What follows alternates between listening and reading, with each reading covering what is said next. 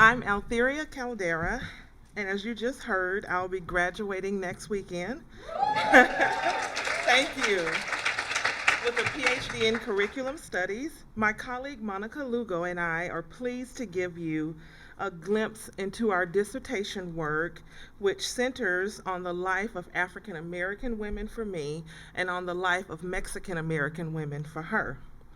We are going to do the best we can to condense 4 combined years of research and writing in 15 minutes. My study is an examination of the lives of African American single mothers who are poor. Okay? I position the participants as both curricula and teachers. In fact, Professor Harris Perry's opening about Tiana Gaines is a powerful way to introduce my work. I want to acknowledge her contribution to my dissertation study and the contributions of countless Black women to my scholarship. I am one of those scholars who definitely cite a Black woman all the time.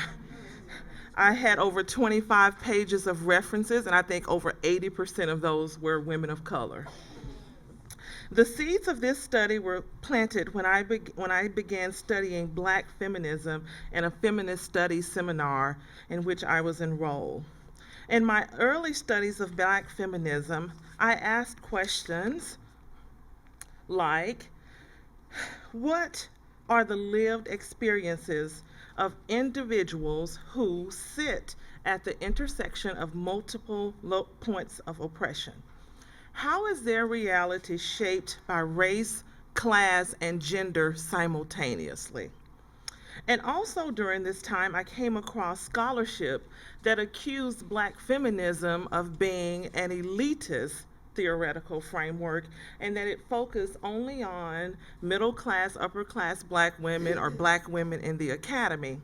And I found several scholars who supported that argument. Audre Lorde, for example, said that unacknowledged class differences rob women of each other's energy and creative insight. Kimberly Crenshaw said the problem with identity politics is not that it fails to transcend differences, as some critics charge, but rather the opposite, that it frequently conflates or ignores intragroup differences. So that led me to further questions. Whose voices are not being heard in Black feminist scholarship? Sorry. Did I press too many times? Whose voices are not being heard in Black feminist scholarships? Whose lives are not being witnessed? About whose lives are we gravely miseducated? It was at this point that I decided to focus on the lived experiences of African American women who are impoverished. There we go. So my participants were selected based on the following criteria.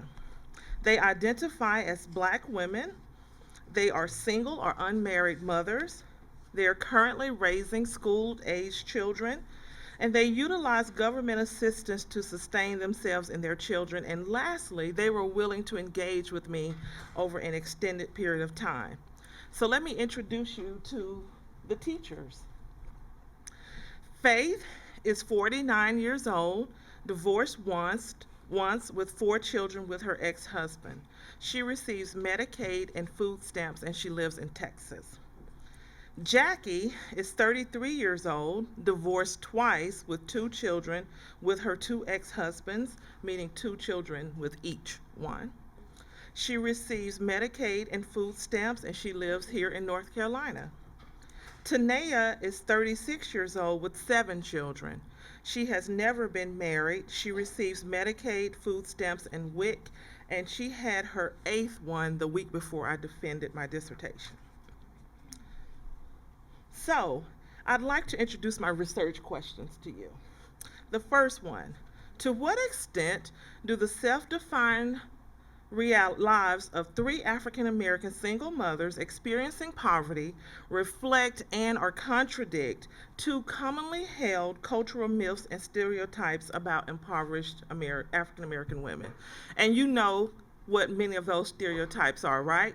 So I decided to focus on two of those. The welfare queen, living an opulent lifestyle as a result of government assistance obtained through deception. She has children she can't afford with multiple men.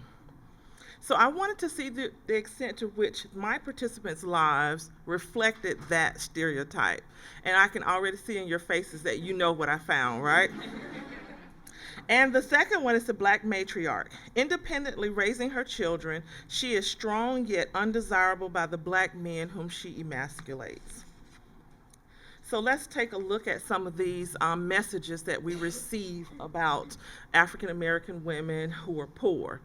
And I like the term someone used yesterday, that we have a consciousness that is created about black women.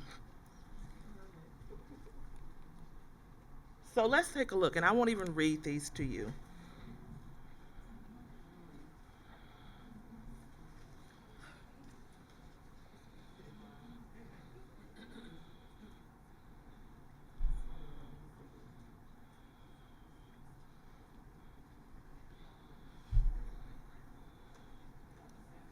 And if you haven't seen these, I'm sure you've seen similar ones, right? So let's look at a couple of more of those.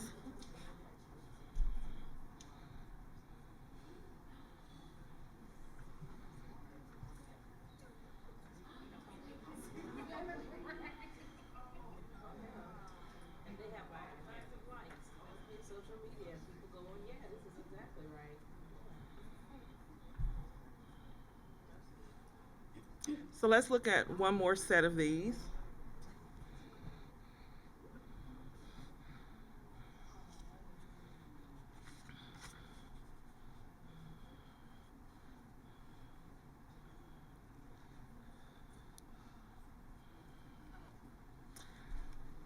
Bell Hooks said, "We must vigilantly challenge negative representations of black women, understanding that these kind of representations that you all saw shape public policy and determine attitudes towards us in everyday life."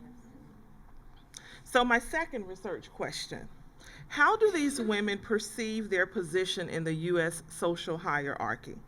And I used a quote from Toni Morrison's The Bluest Eye. "Edging in from the back door, becoming. Everybody in the world was in a position to give them, black women, orders. White women said, 'Do this.' White children said, 'Give me that.' White men said, 'Come here.' Black men said, 'Lay down.' The only people they did not take orders from were black children and each other." In their eyes, how do the participants view their marginal, powerless position as described by Morrison? Do they agree that they hold that position that Morrison described? We need studies that examine how black women perceive themselves with regard to the structures of race, gender, and class. So this study, I used two theoretical frameworks, and you've heard about those from someone earlier said that they use these. Black feminist thought, which focuses on refuting controlling images of black women, among many other things, and also recognizing a black women's collective standpoint. The second one was critical race feminism by Adrienne Wing, centers the lives of women of color who face multiple forms of discrimination and values narratives and counter-narratives. The methodology that I used was life history research. And I chose life history research for several reasons.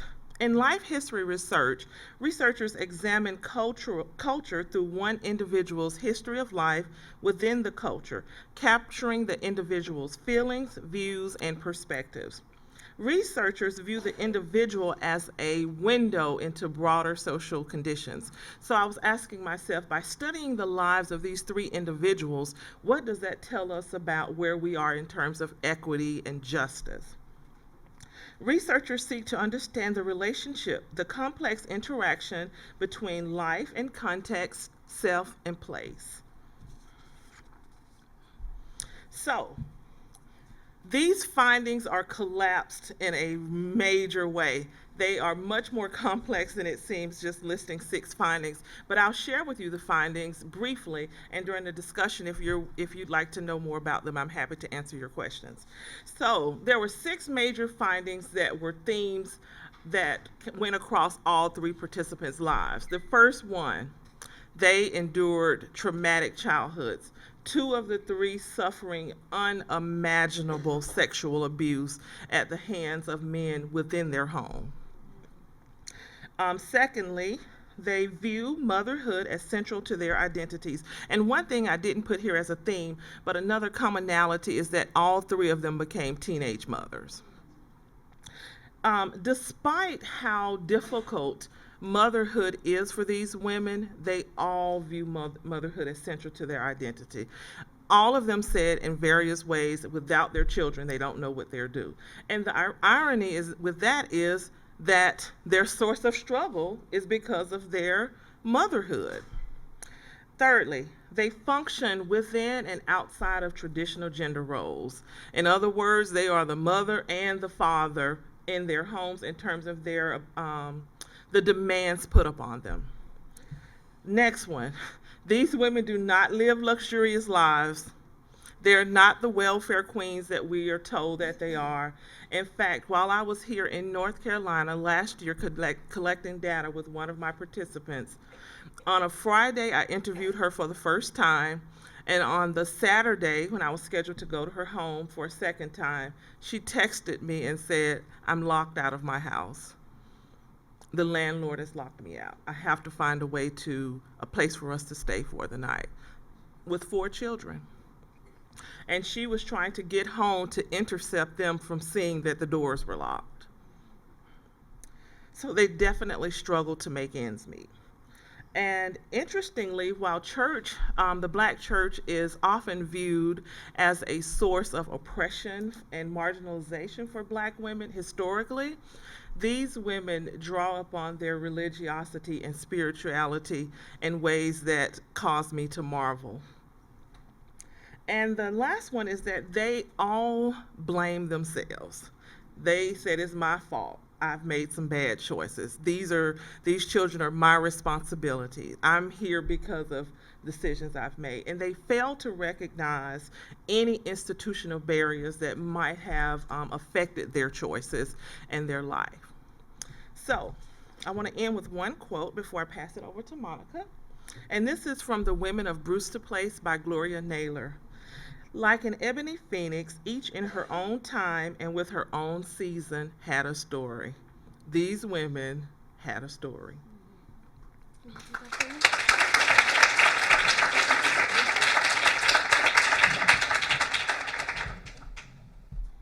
Well, hi everyone. Can you hear me? A little? Okay. I don't speak very loud, but I'll try. Thank you very much for the opportunity for me to be here. This has been a very enriching and informative session. And thank you, Altheria, for bringing it to my attention, to Dr. Melissa Harris-Perry, Dr. Leary, and Sarah Kluger for doing this. What I'm going to be talking about is what I did for my dissertation research. And we're going to change gears a little bit. A lot of the issues that African American women and undocumented Mexican women go through are very similar, but there are unique differences. And those are the ones that I'm going to be focusing on. But before that, I want to talk a little bit about, just give you a little bit of background. You probably know some of this stuff, but just for the sake of the conversation. Well, according to recent estimates from the Pew Research Center, there's in the U.S. Census Bureau, there are about 11.2 million undocumented immigrants in the United States currently. And of those immigrants, about 60% of them are Mexicans. Now, in contrast to past migration patterns where most labor migrants were men today, more women than ever before are migrating in search for work. And just as the men in the past responded to the demand for their labor in agriculture and construction and railroad sectors, The women now are responding to the increased demand for their labor in the United States and across the developed world. And what do I mean by women's labor? Well, we all know what that is: childcare, house care, sex work. And it all has resulted in what we have identified as a feminization of migration. Interestingly, however, this increased demand for women's work has coincided with a reconfiguration of US immigration system that has led to the convergence of civil law with criminal law.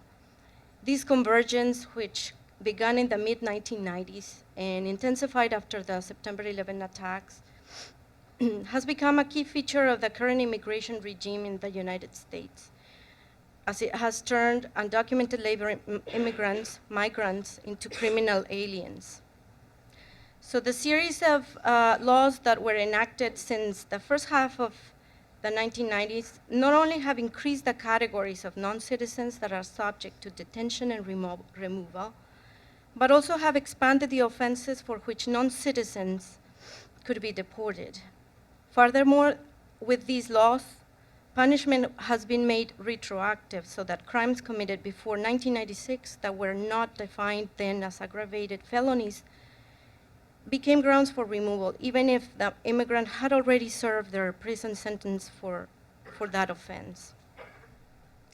So as the nation's approach to unauthorized migration shifted toward restriction, criminalization, and deportation, undocumented immigrants in the US have increasingly found themselves navigating social spaces that are marked by varying degrees of exclusion, isolation, and subjugation.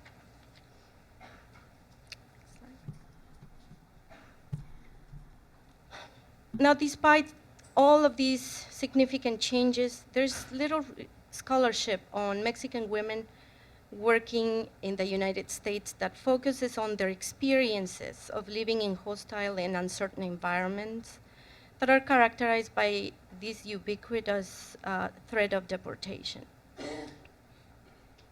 The research that exists that looks at the condition of immigrant illegality continue to work with objectified notions of what undocumented immigrants are. In other words, this body of scholarship variously portrays undocumented immigrants as variously as exploitable, disposable laborers, targets of legal violence, deportable individuals, impossible subjects, racialized bodies. But how do Mexican women and their children navigate the political violence of the American Homeland Security state? How do they do it? As I talk to Mexican women, not yet. As I talk to Mexican women who lived in the United States, particularly in the Dallas-Fort Worth area where I conducted my research, and from my own experiences as an immigrant, I began to wonder, what does it really mean to be constructed as illegal? How does that impact what we do every day?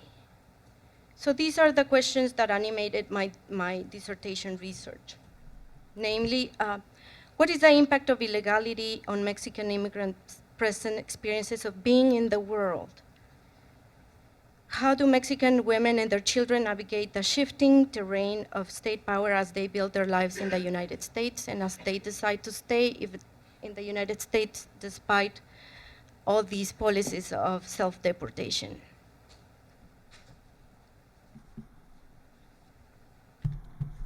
So the theoretical framework that I use for this research, before that, when I started my research, my empirical focus was very broad. I didn't want to impose any sort of epistemological category or theoretical category. So it was very broad at the outset. So the stories and words of the women gradually led me to reflect on the effects that living at the margins legally and socially has had on their mothering experiences, on mothering choices. And I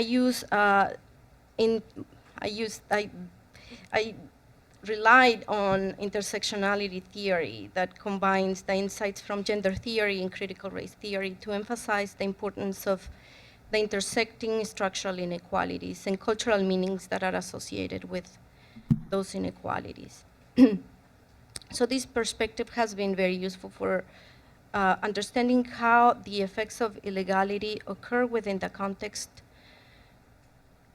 of a simultaneously stratified, that occur within a context that is simultaneously stratified by gender and race. And how the effects of illegality matter in relation to Mexican women's mothering practice. And third, how the effects of illegality are experienced differently at the intersection of gender, race, and class, and thus may differentially shape what each of these women experience as risk.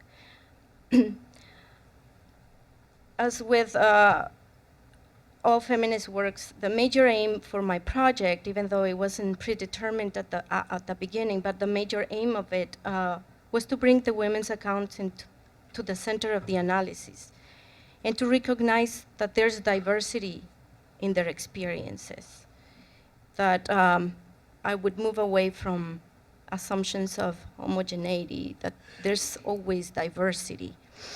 Each of these Mexican women is variously situated within a matrix of power. So you'll find the words of Patricia Hill Collins here, based on gender, race, class, and including now legal status.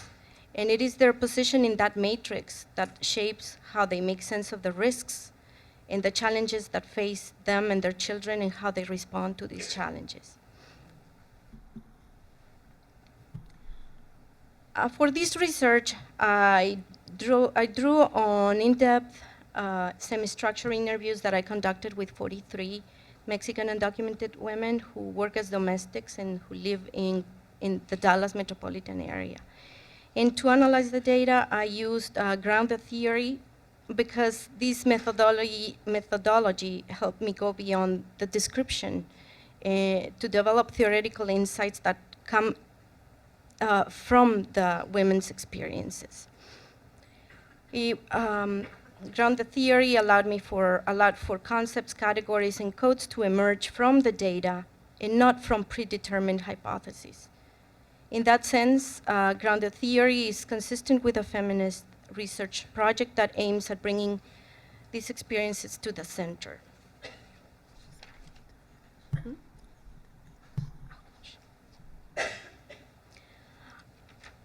All right. I also use narrative analysis because I am not giving them voice, but I am trying to understand what they are telling me in the way that they order the events, in the way that they place themselves in how they choose the events that they told me, and how all of those are not just representational. All of those narratives are not just representational, but they are constitutional of identity. I chose to just focus on two findings for this presentation. I found many more things.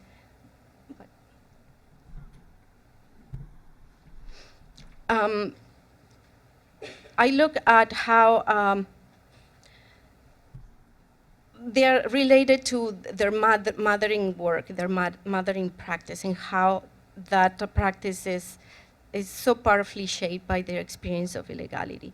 And I developed the term environmental vulnerability that capture not only the objective constraints that impinge on Mexican women's capacity to mother, but also their subjective and variable understandings of the landscapes of risks. So what I found is that these women, as we talked about risk, the risks that they face and that their children face, they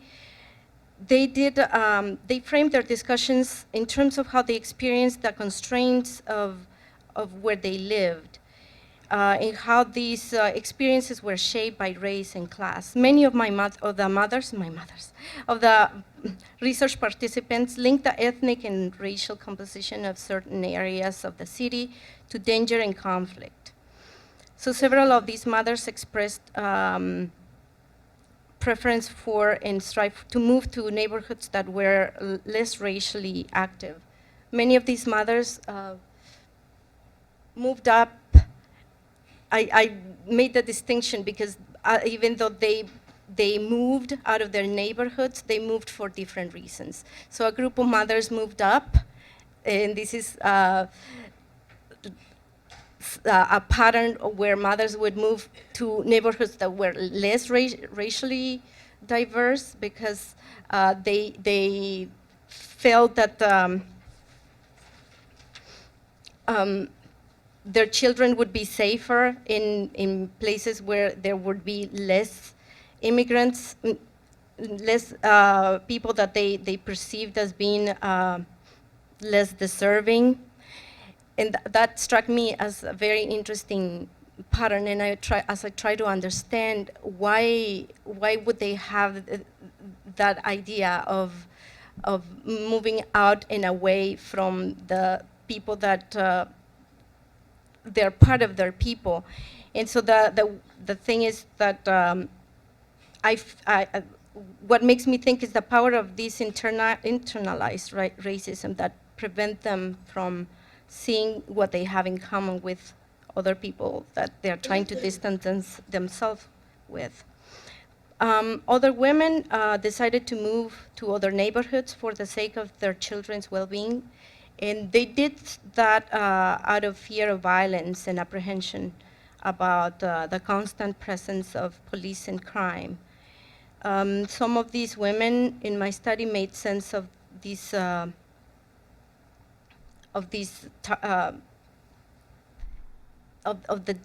dangers in terms of how they could not, they felt limited in their ability to seek police protection, because the paradox was that while these women felt responsible for the well-being of their children, they would do, and that they would do anything to protect them, they felt like they were limited to seek police protection from violence in their neighborhood. So they had to move from one neighborhood that they considered very dangerous to another that they did not know whether it was gonna turn out dangerous or not. The other finding that I thought was interesting is that is it time? Okay. All right. Well, let me just conclude by saying that yesterday I heard from a presenter a very powerful thing, that there's this sense of how the criminal justice system has found ways to put people behind bars without putting them physically behind bars. I find this to be an important point of similarity between African American women and undocumented Mexican women, where there's no bars, but there are borders that are not physical, but they're walls that seem to be closing in their experience and in their practice as mothers. Thank you very much. That's all right.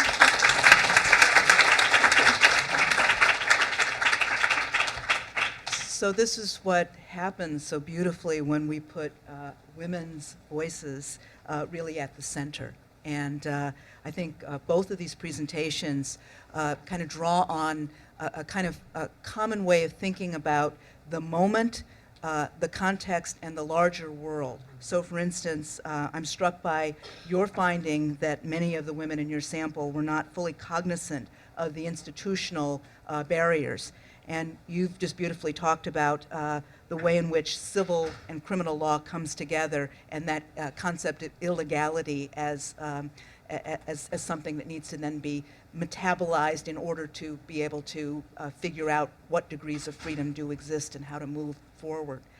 So we started today by thinking about the gaze turned on oneself with accountability for organizations, that we have the idea, an important notion of the black girl's gaze to capture her own imagery, and now we have voices here at the center. So let's take one or two questions, comments, responses, and then we have one more presentation before we'll break for lunch. Yes. This might be it's an aha moment comment for Dr. Caldera. your finding. Sounds so new. I know, it sounded weird when she introduced me too. I was Dr. Who. Your findings, and I didn't write down the sixth one, but one thing that Dr. Ladner wrote in Tomorrow's Tomorrow is talking about the fluidity between black girls and black women, and how black girls inherit this kind of agency from black women that have come before them. When I look at your research findings for working with black women, they're similar to the research findings I had working with black girls and what was coming out of the interviews in terms of motherhood, them not being, knowledgeable of the institutional barriers in terms of schools, in terms of, so like, a lot of the girls would say, I wasn't a good girl this week, I have to be a good girl this week, and it's like, well, who told you that, like you weren't? And the role of their mothers in their lives, and also not being able to be a black daughter, that they had to kind of be all these different roles within their family, and also their reliance on religion. So I just kind of had this aha where I was like, here we go. Black women didn't have a black girlhood, and black girls have to embody this, really quick black womanhood. So I appreciate your work. It was really exciting. Thank you. The thoughts, reactions, responses.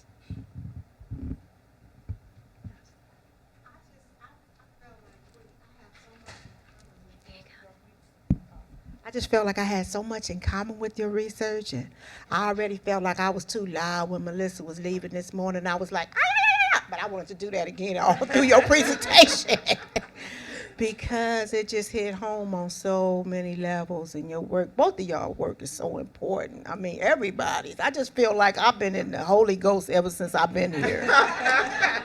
Because, I just can't even put it into words, but I'm just so glad to know that there are people across the country working on these issues, that there's so many of us who are passionate about what we're doing and trying to make a difference. So thank you, guys. Thank you. Thank you.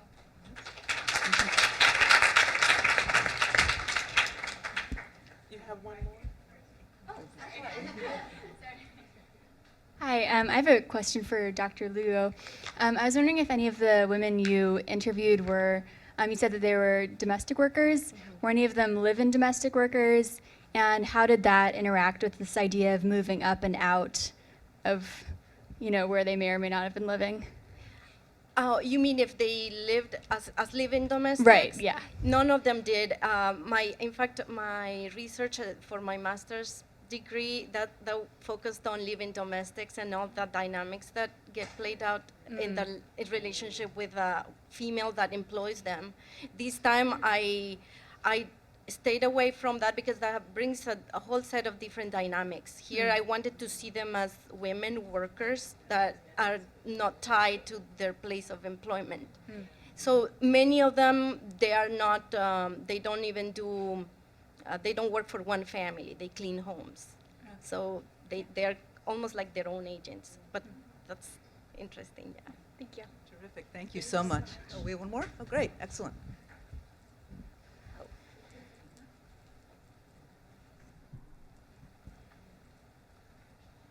Thank you.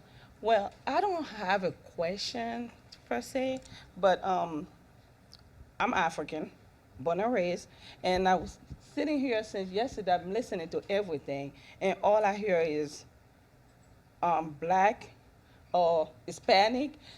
Now, growing in Africa, we never identify with like the color of the skin, right? Because we're Africans, we're not black, we're not Hispanic. So coming here, that's when I started realizing the color of my skin. That's when I learned that, okay, I'm black. So we still struggle with that. And all this organization doing wonderful things. And I know that there's a lot of African women going through everything that you guys working on, right? How do you guys reach to the African woman?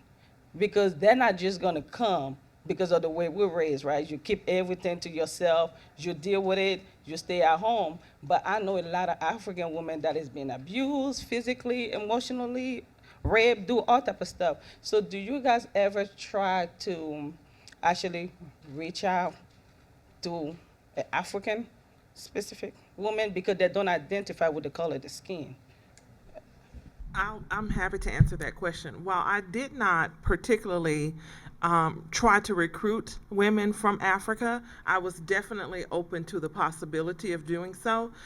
My three participants came to me in three really interesting ways that are very different. The first one is someone I taught for several years at the community college, and I met her there, but she was never my student. And you know how you have these Facebook friends who are your friends, but you never see them or talk to them? And so I was posting about my dissertation topic, and she inboxed me and said, "That's me. I'd love to be in your study." So that was the first one, had no idea about her socioeconomic status at all. The second one, I'm not sure if you all read my bio or not, but I'm a contributing writer for For Harriet. Are you all familiar with For Harriet? Yeah, Altheria Gaston then. I'm a newlywed, so I'm newly Caldera. If you look for me on For Harriet, I'm Altheria Gaston. So I write for For Harriet, and I published an article last April called "Stop Punishing the Poor. Being poor is not a crime."